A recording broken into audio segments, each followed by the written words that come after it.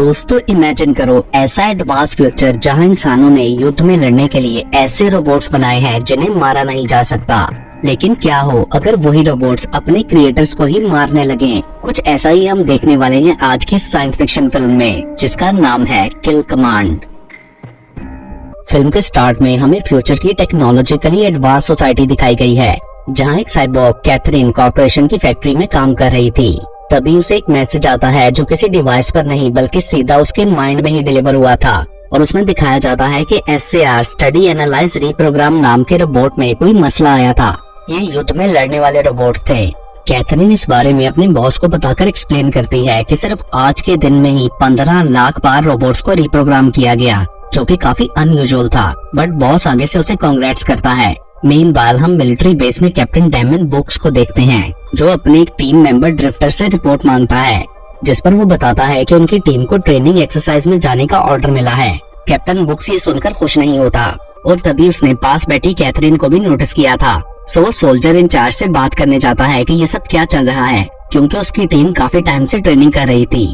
But in charge कहता है कि इस बार उनकी टीम को 2 दिन के लिए हार्बिंगर आइलैंड जाना है, क्योंकि ऑफिसर्स को कॉम्बैट टाइम वाले सोल्जर्स चाहिए थे। और कैथरीन भी एज अ टेक गाइड उनके साथ जा रही थी, क्योंकि उसे SAR रोबोट्स में आई प्रॉब्लम को चेक करना था। उसके बाद कैथरीन खुद को कैप्टन से इंट्रोड्यूस कराते हुए बोलती है कि मैं ट्रेनिंग सेशन में रोबोट्स पर और आप लोगों पर नजर रखूंगी। वो उसे वहाँ आई प्रॉब्लम के बारे में कुछ नहीं बताती।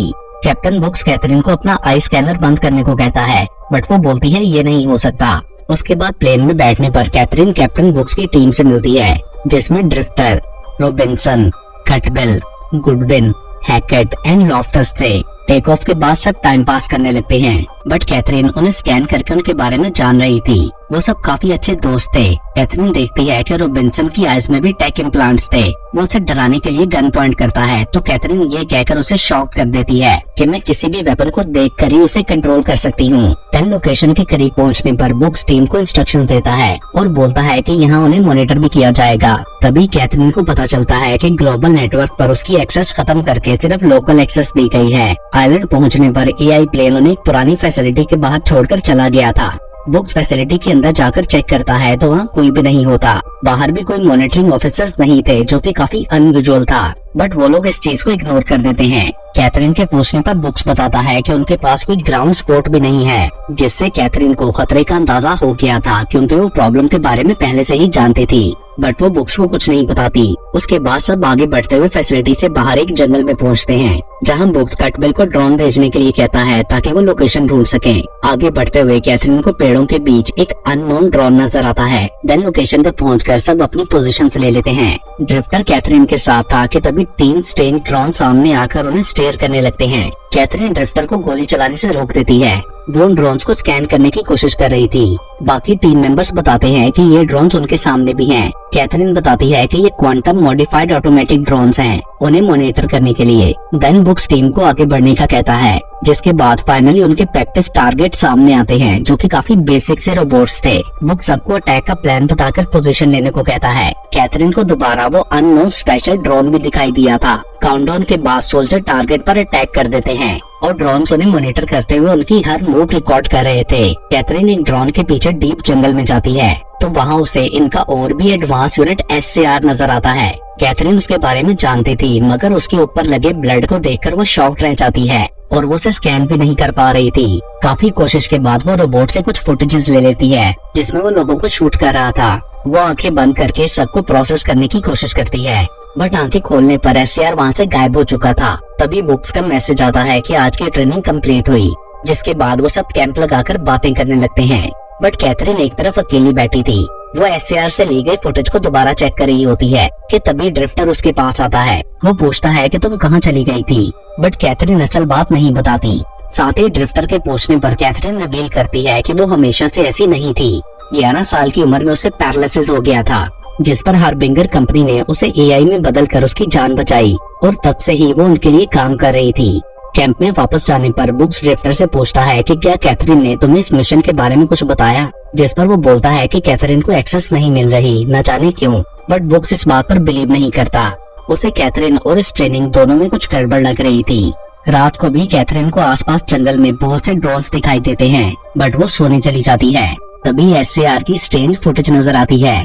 मीनवाइल लॉफ्टस बाहर पहरा दे रहा था कि तभी उसके पास मॉनिटर ड्रोन आता है जो कि फिर चला गया था।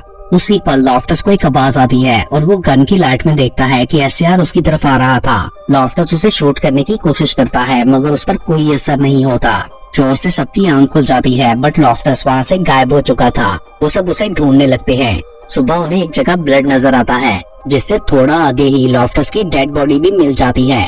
कटबिल ये देखकर काफी इमोशनल हो गया था बट बुक सबको डिफेंसिव पोजीशन लेने को कहता है क्योंकि किसी भी टाइम अटैक हो सकता था। कैथरीन बताती है कि हम कल वाले टारगेट एरिया में खड़े हैं। एक ड्रोन भी उन्हें मॉनिटर करने आया था बट उसके जाते ही एक सडन अटैक से हैकेट मारी जाती है। ये देखकर सब लोग जल्दी से पेड़ों के पीछे छुप जाते हैं। बुक्स देखता है कि उनकी कल वाली पोजीशंस पर बहुत से ड्रोन्स खड़े होकर अटैक कर रहे थे। बुक्स और ड्रिफ्टर स्मोक ग्रेनेड्स फेंकते हैं ताकि एरिया को फॉग से कवर किया जा सके। शूटिंग फाइट करते हुए बुक्स किसी तरह रोबोट्स के करीब पहुंचता है बट सरप्राइजिंगली रोबोट्स उसे देखते ही पीछे हट जाते हैं। मीनवाइल हम कटबिल को भागता हुआ देखते हैं जो कि अपनी टीम से अलग हो चुका था। तभी ड्रोन्स आकर उसे मॉनिटर करते हैं एंड उनके जाते ही एसएआर वहां आकर कटबिल को मार देता है। उधर ड्रिफ्टर बुक से पूछता है कि उसने क्या देखा तो वो बताता है कि ये रोबोट्स कल वालों से बहुत ज्यादा एडवांस थे। उनके आर्मर सूट्स भी ऐसे थे जिन पर हमारी गोली का कोई असर नहीं हुआ था। वो गुस्सा करते हुए कैथरीन से सब बताने और उन रोबोट्स को बंद करने को भी बोलता है बट वो कहती है कि मैं उन्हें बंद नहीं कर सकती क्योंकि इनमें प्रोग्रामिंग एरर आया हुआ है। ये सुनकर बुक्स को और ज्यादा गुस्सा आ गया था बट ड्रिफ्टर बोलता है कि इसमें कैथरीन का कोई कसूर नहीं, ये प्रोग्रामर की गलती है। तभी रोबिन्सन वहाँ आता है जो कटबिल को देखने गया हुआ था और उसे सिर्फ उसका हेलमेट ही मिला था। सो सारी टीम उसको ढूंढने जाती है और ड्रिफ्टर बोलता है कि इसमें कैथरीन की हेल्प लेनी चाहिए क्योंकि वो ऐसी चीजें देख सकती है जो हम नहीं देख सकते। तभी कैथरीन उन्हें दिखाती है कि वहाँ बहुत से जानवर मरे पड़े थे जिन्हें शायद रोबोट्स टारगेट प्रैक्टिस के लिए यूज करते थे। सडनली कैथरीन बताती है कि उन्हें दूर से ट्रैक किया जा रहा है और उस तरफ देखने पर उन्हें बहुत से रोबोट्स दिखाई देते हैं जिन्होंने अटैक कर दिया था। सब लोग उनसे बचने के लिए भागते हैं। तभी एक शॉट कैथरीन को लगने लगता है तो बुक्स जल्दी से उसे पीछे खींचकर बचा लेता है जिस वजह से वो दोनों नीचे गिरकर बाकी ग्रुप से अलग हो जाते हैं। कैथरीन पेड़ पर सर लगने से बेहोश हो गई थी। रात तक बुक्स किसी तरह कैथरीन को उठाकर फैसिलिटी की एंट्रेंस पर पहुंच चुका था। वो ड्रिफ्टर से कांटेक्ट करके अपनी सिचुएशन बताता है। ड्रिफ्टर उनके पास जाना चाहता था बट बुक्स उसे सुबह तक अपनी जगह रुकने को कहता है एंड देन कुछ घंटों बाद एक ड्रोन बुक्स के सामने आता है और फिर चला जाता है। जिसके बाद एसएआर वहाँ आता है बट बुक्स पहले ही कैथरीन को लेकर छुप चुका था। एसएआर अंदर आता है तो कैथरीन आंखें खोलती है और दोनों का कनेक्शन होने के बाद रोबोट एसएआर चला जाता है। अगली सुबह कैथरीन को होश आ जाता है। वो 9 घंटे तक बेहोश रही थी। बुक्स उसे रात वहाँ आने वाले एसएआर का बताता है तो वो बोलती है कि हमें उसे ढूंढना होगा। उसके बाद वो लोग बाकी बचे 3 सोल्जर से मिलकर वापस ड्रॉप पॉइंट पर जाने का डिसाइड करते हैं ताकि प्लेन आकर उन्हें ले जाए। जिसके बाद कैथरीन और बुक्स फैसिलिटी का एग्जिट डोर खोलने के लिए जाते हैं जबकि बाकी तीनों उन्हें कवर कर रहे थे। किसी भी प्रॉब्लम के बिना वो लोग दरवाजे तक पहुंच गए थे। बुक्स उसे खोलने की कोशिश करता है कि तभी ड्रोन्स वहां पहुंच जाते हैं। दरवाजा खुल नहीं रहा था सो कैथरीन कंप्यूटर को हैक करने की कोशिश करती है और तभी अचानक कुछ स्मोक ग्रेनेड्स वहां फेंके जाते हैं। रोबोट्स उनकी की गई मूव्स को कॉपी कर रहे थे और इससे पहले कि वो कुछ प्लान करते रोबोट सामने आकर अटैक कर देते हैं। भागते हुए ड्रिफ्टर को टांग पर गोली लग गई थी सो बुक सोल्जर को लेने के लिए जाता है मगर ड्रिफ्टर उनको भेजकर खुद रोबोट से फाइट करने लगता है जिससे उसे दोबारा गोली लग जाती है और एसएआर उसके पास आता है। ये देखकर बुक्स उसे बचाने के लिए जाता है। कैथरीन भी वहाँ आ चुकी थी। उसे देखकर रोबोट शूटिंग करना बंद कर देते हैं। वो उन्हें डीएक्टिवेट करने की कोशिश करती है मगर नहीं कर पाती। एसएआर ड्रिफ्टर को मारने वाला था कि तभी बुक्स उसे खुद ही शूट करके मार डालता है ताकि वो टॉर्चर से बच जाए। कैथरीन उसके मरने पर रोने लगती है। बुक्स उसे खींचकर फैसिलिटी के अंदर ले जाता है सो वो उस पर गुस्सा करती है कि तुमने ड्रिफ्टर को क्यों मारा। उसे लगता था वो ड्रिफ्टर को बचा लेगी क्योंकि उसी ने ही एसएआर रोबोट्स को बनाया था, इसलिए वो उस पर अटैक नहीं करते। ये सुनकर सोल्जर्स उस पर गन्स पॉइंट कर लेते हैं। कैथरीन एक्सप्लेन करती है कि इन रोबोट्स को सोल्जर से रिप्लेस करने के लिए बनाया गया था ताकि किसी इंसान की युद्ध में जान ना जाए। इनमें किसी भी चीज को सीखकर अडॉप्ट करने की खूबी थी बट कैथरीन को समझ नहीं आ रहा था कि अब रोबोट्स इन सबको क्यों मार रहे थे, उन्हें इतना एडवांस किसने किया और इनकी टीम को यहाँ ट्रेनिंग एक्सरसाइज के लिए किसने और क्यों भेजा। वो तो बस एसएआर में आई रीप्रोग्राम की प्रॉब्लम को चेक करने आई थी। बुक्स उसे बोलता है कि मेरे आदमी तुम्हारी वजह से मारे गए और यहाँ हम कैथरीन को रोता हुआ देखते हैं। तभी अचानक रोबोट्स दरवाजे को काटने लगते हैं सो उन सबको छुपने के लिए कोई सही जगह चाहिए थी जिसके लिए कैथरीन उन्हें एक और रूम में लेकर जाती है जहाँ लाइट ऑन करने पर वहाँ बहुत सारे SCR मॉडल्स मिलते हैं। बुक्स कैथरीन को उन्हें ऑन करने से मना करता है। देन वो अगले दरवाजे से अंदर जाते हैं तो वहाँ उन्हें फैसिलिटी के सब एम्प्लॉयज की डेड बॉडीज मिलती हैं। कैथरीन एक स्क्रीन के थ्रू लोकल नेटवर्क से कनेक्ट करने की कोशिश करती है मगर नहीं कर पाती। बुक्स बोलता है कि हम कंट्रोल रूम में हैं और यहाँ से रोबोट्स को स्लो डाउन कर सकते हैं। तभी कैथरीन उन्हें उस रूम में लॉक करके एक SCR को एक्टिवेट कर लेती है ताकि उससे इन्फॉर्मेशन ले सके। क्योंकि सभी SCRs आपस में कनेक्टेड थे तो उसका ख्याल था कि वो एक के थ्रू ही सारी इन्फॉर्मेशन ले लेगी। सो स्पीच प्रोग्राम ऑन होते ही SCR कैथरीन के सवालों का जवाब देने लगता है। उसे ह्यूमन कॉम्बैट प्रोग्राम चलाने के ऑर्डर्स थे जिसे कैथरीन कैंसिल करने की कोशिश करती है बट नहीं कर पाती।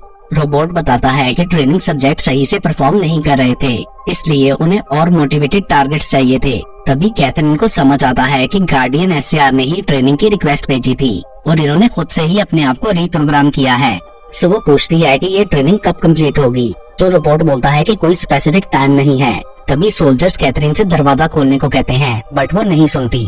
वो दोबारा से SCR में एक्सेस लेना चाहती थी बट नहीं कर पाती और वो गार्डियन रोबोट्स बाकी सब SCRs को एक्टिवेट करने लगता है।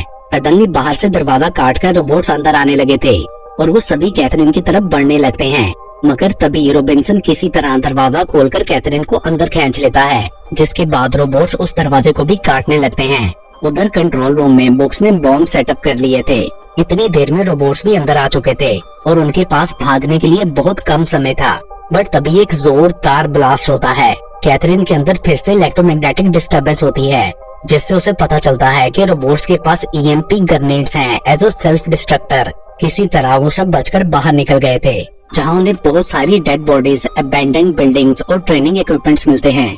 कैथरीन वापस अंदर जाकर एक डिस्ट्रॉयड रोबोट का EMP ग्रेनेड ले आती है और सोल्जर्स वेपन्स डिवाइड करके पोजीशन ले लेते हैं। उधर कैथरीन रोबोट के थ्रू अपने साथियों की डेथ फुटेज देखकर इमोशनल हो गई थी। अब सब लोग रेडी होकर रोबोट्स के आने का वेट करने लगते हैं। कैथरीन बुक्स को ग्रेनेड का बताते हुए कहती है कि ये रोबोट्स को डीएक्टिवेट कर सकता है। हम इसे SCR लीडर को मारेंगे जिससे बाकी सब यूनिट्स खुद ही रुक जाएंगे। ये सुनकर बुक्स बोलता है कि इस एक्सप्लोजन से तो तुम भी मर सकती हो, बट वो बोलती है कि हमारे पास सिर्फ यही एक ऑप्शन है। इंतजार करते हुए सारी रात गुजर जाती है एंड फाइनली सुबह रोबोट्स आते हैं। सब लोगों ने अपनी अपनी पोजीशन ले रखी थी।